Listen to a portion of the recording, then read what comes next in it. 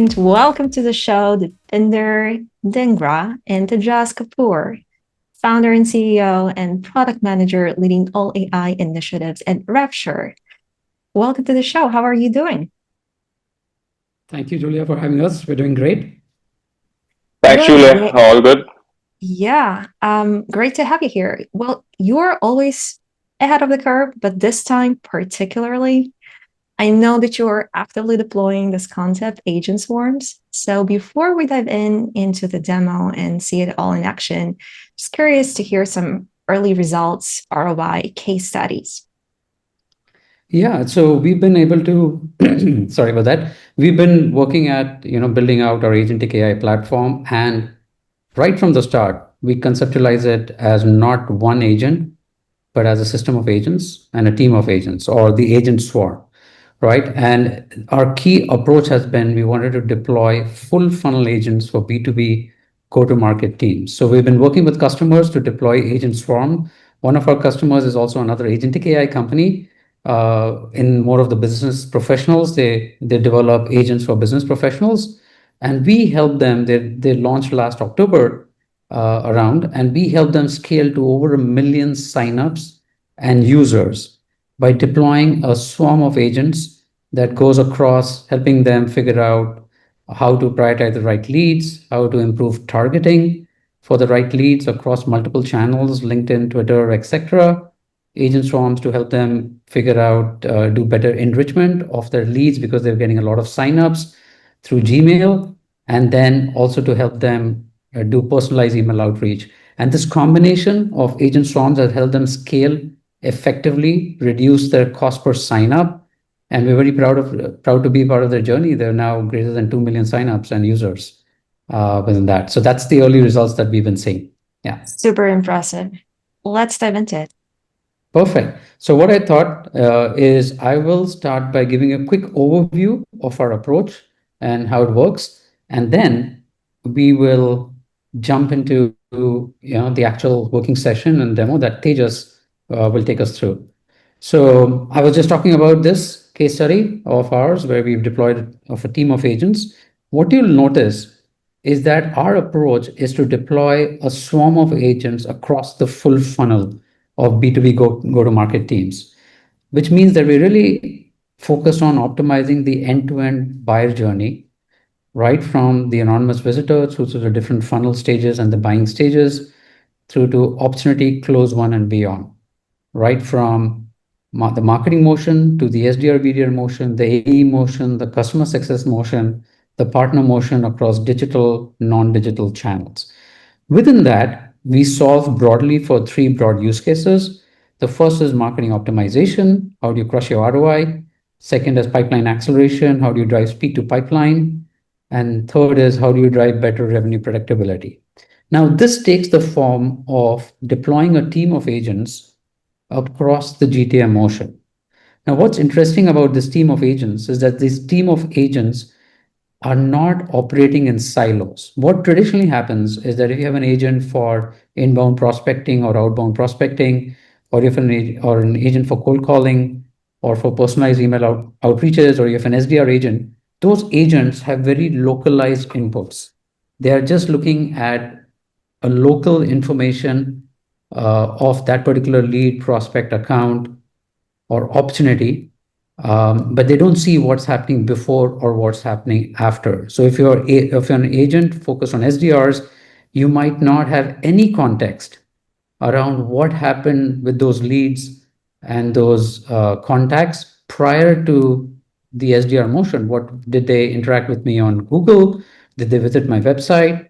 Did they go to a trade show, to a conference? Did they attend a webinar event? Usually, all of that information is not available to that localized SDR agent. Now, different organizations might try to instrument that context, but our approach has been to intentionally provide full funnel context to every agent. And that's what happens in our data model and our data graph. What we do is we integrate data and context across the multiple silos in the enterprise GTM motion. And whatever I'm showing will be made real to you by this, right? So we integrate all of the data across the marketing motion, the SDR BDR motion, the AE motion. So the marketing automation, the chat engagement tools from the website, the buyer intelligence tools from all the data, the advertising platforms, the paid media tools, the ABM tools, etc. And we harmonize that data into a data graph. This is very different from the MCP approach, which is very valuable in itself. But what it does not do is harmonize data, do entity resolution, do the deduplication, do the change data captures, do the resolution at the lead level, account level, campaign level, channel level. Once we are able to do that, what that allows us to do is to put together this B2B GTM data graph that then serves as full funnel context. That combined with our AI learning engines, predictive learning engines that learn at scale. What is the propensity of a lead, account, opportunity to convert to pipeline or revenue? What is the next best action? Our AI learning engines start learning that at scale. And that becomes the context for our various AI agents to take action. Using this approach, we are sure that every agent has full funnel context, not just context about what happened to the lead in the marketing motion, not just context about what happened to a prospect in the AE motion, or not just context about select conversations that the sales team is happening. It has full funnel context, structured data, unstructured data across all of these data sources. And that's what allows us to then become the one secure, centralized platform for deploying agentic AI for enterprise B2B go-to-market at every stage of the funnel. And each of these agents are learning and are coordinating from the full funnel context and can be deployed and configured by region, channel, persona, segment for that enterprise B2B GTM motion. So that's how the approach works. Now I'm going to switch it over to Tejas, who's actually going to make all of this real. But as you go through that, please make sure you actually look for what I've actually just mentioned in terms of our approach. So over to you, Tejas. Yeah. Thanks, Deepinder. I think that was a great intro. Julia, if I could get screen share access. Definitely. Got it. I believe you have it. Yep. Yep, got it. Apologies. So I think as Deepinder touched upon it, we're building the most context-aware agentic platform out there, which has all your GTM data ingested into it, in addition to external data that we work with external data providers for to kind of give you to kind of give the agents the complete context around a lead opportunity accounts journey. So I think let's get into the demo just a second. So what you're looking at right now is what we call our agent portal. So this is where our agent swarms live. And each agent is purpose built for a specific task with clear downstream use cases. So we like to think of these as individual agents serving specific functions that can work together to also achieve certain goals. So our agents, now when we talk about the full funnel, we mean that our agents operate from your de-anonymized visitors that come onto your website all the way to your closed one and beyond into upsells, renewals, and expansions. So our agents have context from the top right to beyond closed one. And if we could now get into how we actually build these agents. So we have an agent builder, which effectively gives marketing teams, GTM teams, the power to build their own agents specific to their use cases in a simple no-code drag and drop format. So if we could look at this as an example. So this is a particular swarm that we've developed right now. So if we go in here, starts pretty simple. You just name it, give it a crisp description, a tag to kind of help people on the portal identify what this agent does. And so we are basically housed on the Google Gemini model. So you choose your model. The next step is actually setting up how the agent gets triggered. So now we have 3 available options at the moment. Manual is pretty simple, straightforward. You come in here and run it yourself, or you could run it on a schedule, depending on the use case. And what another interesting one we have is event based. This is a real time trigger. So this when an event is completed, the agentic flow gets triggered in real time without any manual intervention. So in this example, so what we do is we deploy our first party pixel on our customers' websites to capture activity on there. So right now we've got our first party pixel as an event source. And within that event source, we've got web visits and form submits as event types. So if we go in here, right now, you can see that now that I've switched it to a real-time event, and it's completely configurable. That's what's beautiful about it. You can set up your own custom conditions. You can set up the exact page you want the agent to watch, which houses, which brings in your visitors or which houses your form. You can select lead details. You can select, country, a bunch of things that actually help you narrow down who you want the agent to actually respond to, instead of it being like a blanket thing which most generic tools would provide. Like HubSpot will give you a response to a form fill. But the difference is that with that response will not have any prior context into who I am, what my prior engagements are with your company, what I've done before. Whereas ours has all that full funnel context living in it. So our agent will be able to say, hey, this person's engaged on Agentic AI before, so I'm going to send him an email on Agentic AI, for example. So I'm getting into the rest of our builder process. So it starts with an input from a user. So this could be as specific as a single lead, or you could go broad enough to say, okay, I want to run this agent for all MQLs generated from the USA in the last 2 days, for example. So we give that range of flexibility, and every single filter within our platform can go into the user to help define the input itself. Right? So, and how this effectively becomes a swarm is, now, we have a separate agent that does contact enrichment that taps into a bunch of data sources that we work with. So you can see here that we've got about 4 or 5 providers right now. You can select the ones most relevant to you. You can select the flow of enrichment also, the sequence. And how this becomes a swarm is basically this is a separate agent, what we call contact enrichment. And now what's happening in this particular use case is the leads information that comes in is going into our own data, getting harmonized in our data model. All the engagements, all the prior touches, journeys, activities, everything is getting identified over here from our existing data. It's getting enriched. That same lead is now getting further enriched from external sources. In this case, it's LinkedIn. So we'll be getting in pain points, an overview of the profile, and key topics to engage with the person based on what they have mentioned on their profile. And then you can see all that enriched information is now being passed down into where generative AI comes in to come and say, okay, I want to send this person personalized emails, right? Now, within that use case, we've got guardrails to ensure that, the agents perform as expected. And there's always a human in the loop, because we've spoken to a lot of GTM teams, and the biggest thing they say is they want agentic execution, but with human guided intervention, and with a human behind the wheel, as Amos mentioned as well. So this email preview essentially tells our AI to stitch out the email, but it waits for a human to come in and review the email before it gets sent out. And test mode is again a testing interface where you can send it to a dummy inbox.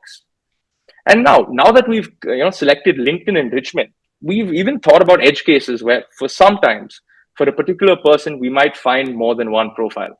It might not always map to the right profile when you're enriching. So we've even set up a match threshold, which the user can decide to kind of ensure that the right profile and the right context is passed every time, instead of blindly pulling in stuff that isn't relevant. And we could even give it a further prompt here to kind of define the use case downstream. So we could say, focus on the LinkedIn headline and the personalization. So this is always evolving. This can be configured at any time. Again, giving that whole configurability and customization back to the user. So now if we go back and have a look at and to even touch upon the outputs, right? So we can have the outputs here, or what we can do is we can connect with multiple tools like Marketo, for example, Outreach, for example, and even push the content our AI generates for those emails into these tools. So it can actually sit within your existing deliverability infrastructure and can follow your existing company policies. So if we make this real with, so I'm going to take you through a run that we just triggered. So we're looking at a particular lead in this one. And if I go in to have a look at the email that was generated. So if you look at this, right, you can see that the agent has gone into her LinkedIn profile, seen that she leads global go-to-market strategy at Genesis, found that ensuring predictable pipeline revenue growth is one of her often talked about points from her posts and from her profile, and stitched out an email based on that problem statement, and then linking how RevSure, in this case, because this is our own instance, solves that problem with our platform. And again, we've got references and things coming in from a knowledge base as well. And again, this entire email format is completely customizable. This is just how we do it. So if a customer were to say, no, I don't like to do emails like that, it's all generated from a prompt which we have in our config center to ensure that, see, if you look here, we've got our personalized email prompt. So this gives it all the context that we have. And if I would just come in here as Tejas is talking about this, and if you go back to the config center, it's very important for agentic AI to be guided by an understanding your brand tone, understanding your business, understanding what is your value proposition, understanding your specific case studies, your product data sheets. All of this is available to the agents. Each of the agents are being fed through this context. Further, if you go down here, you'll also be able to see that there are controls on changing prompts, right? You can define your ICPs, you can define your prompts for your personalized email agent, for your SDR agent, for your social selling agents, for your context generation agents, for your summarization agents. All of these are prompts that can be edited by the company. We are trying to operate in an enterprise context where customers want to be able to configure the context of their own business and feed it to the agents. Further, if you go down, you could do this by the agentic flow. You also have controls on security, privacy, right? So we work in a very secure way. We support PII redaction, no prompt logging, no prompt caching. You can guide the responses and the privacy. If you just click on those tabs, response and privacy tabs, right? You have different levels of control. You can look at what brand tone you want. You can do PII redaction for, let's say, you're going to send emails or contact names. So the LLM models that are getting used will never have access to that. So there's PII redaction before it's LLM model and then comes back, right? These are very important aspects for deploying full funnel AI within the enterprise for B2B GTM. Yeah, go ahead, Tejas. Yeah, thanks for that, Deepinder. I completely agree. So, at the enterprise scale, what we often see is there's a specific corporate policy on how they send emails, and that must be adhered to all the time. So, what you saw in our config center is essentially that corporate policy. And now, for individual users, we can enable more downstream use cases. Now, a prime example is this one here. So, this is an agent basically that de-anonymizes visitors that come to your website that's powered by a data graph, and then pushes all that information on those people down to our personalized email agent that understands their their page visits, for example. So if I were to touch upon the downstream use case here, if you have a look here, I've given it a prompt saying, look at the pages visited by these visitors and send them an email based on those. So I've given it that specific instruction to focus on the pages visited here, right? So now, just to make the context stand out, I will take you through a prior run. So if we have a look here, so for example, this lead right here, Galen Rodriguez, subject, streamline AI agent development. Now, if you look, it's made it very clear that, it's referenced agents and AI agents because I've given it that particular instruction. And just to show you where this context is coming from,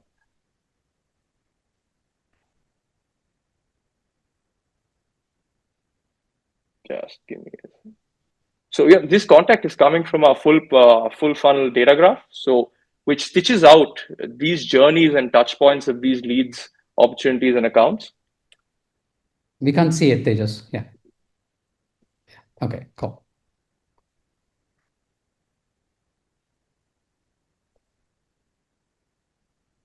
So, in this example, like we were talking about agents, right? This gentleman has engaged with stuff on agents, and you can see it right here. That he's engaged with building custom agents. He's engaged with a display ad on agents.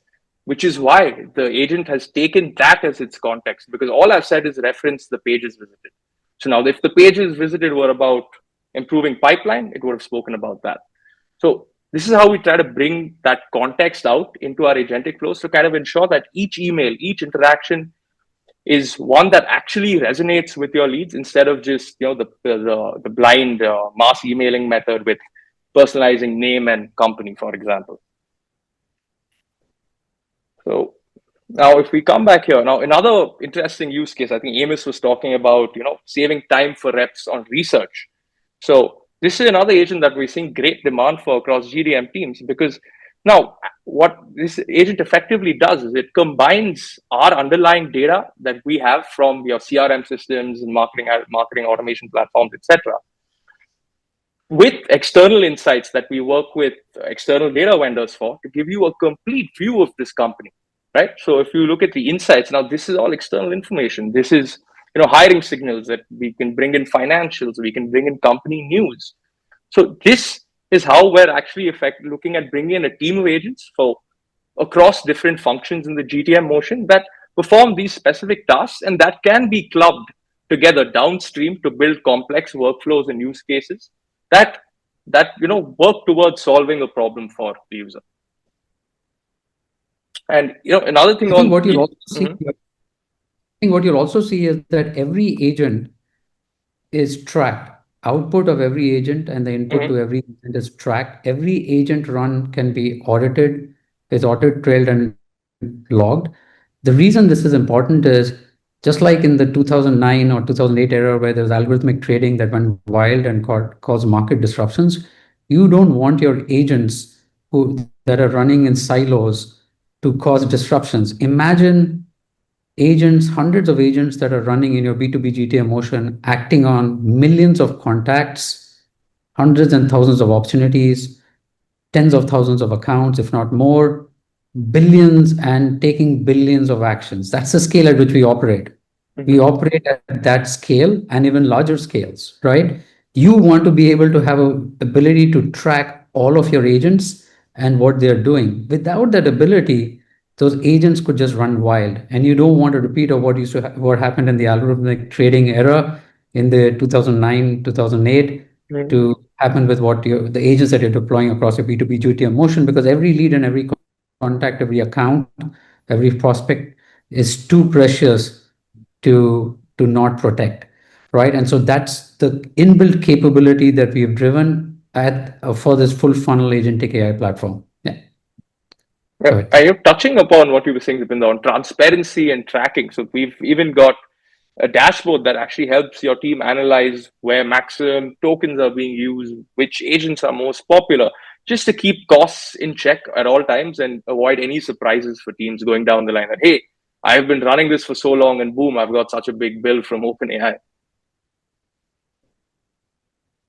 Well, and like some of the upcoming features on our agentic side that we're looking at is, diving into your campaigns to find who's the right ICP for this campaign. So you could give the agent context on what kind of campaign it is, and it will give you an output saying, okay, this is the right ICP for this campaign based on all the data we have about campaigns with similar characteristics. So, for example, if it was a Google ad campaign targeted at marketers in the United States, we would analyze all prior campaigns with those characteristics and have a look at the ICP, like the kind of leads that have engaged the best, and would actually then look back and predict out that, okay, this is the right type of person that this is the right ICP for this campaign.